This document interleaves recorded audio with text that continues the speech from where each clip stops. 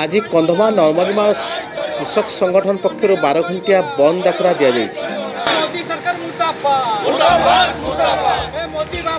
दि परिप्रेक्षी में फुलवाणी समस्त दुकान बजार बस चलाचल बंद रही किंतु यही बंद रे आंबुलांस सेवा बाइक चलाचल को बाद दि केन्द्र चाषी रणनीति को विरोध कर बंद डाकरा सर्वभारतीय स्तर में दि जाइए।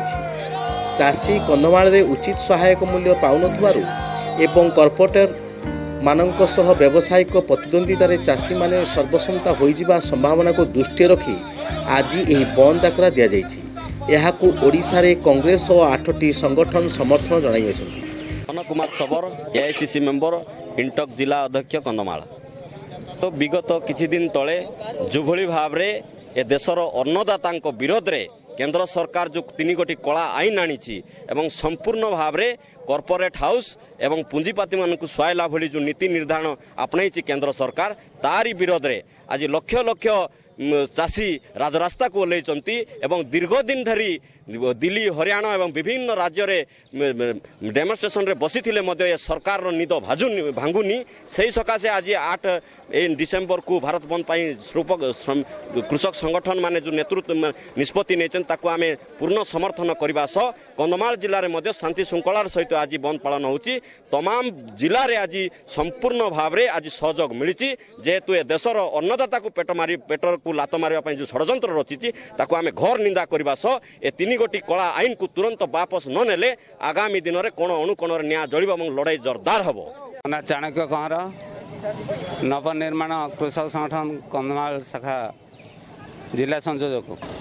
आपण मैंने जानती दीर्घ 73 वर्ष है भारत स्वाधीन होती सत किंतु कृषक स्वाधीन पाई ना। ए परिप्रेक्षी में कृषक होची अन्नदाता।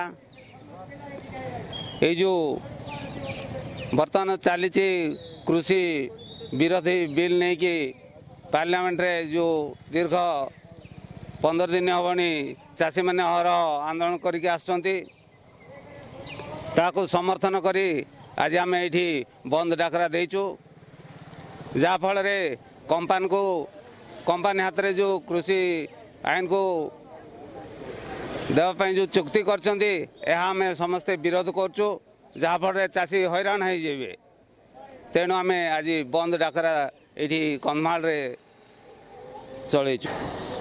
ये बंद डाकरा निश्चित भाव आम सफल करने चाहूँ। तो जदि आगामी दिन में भी बंद माने जो दाबी पूर्ण न हुए ताहले तीव्रतर रूप धरियो। फुलवाणी दुखी साम को रिपोर्ट जनता जिंदाबाद।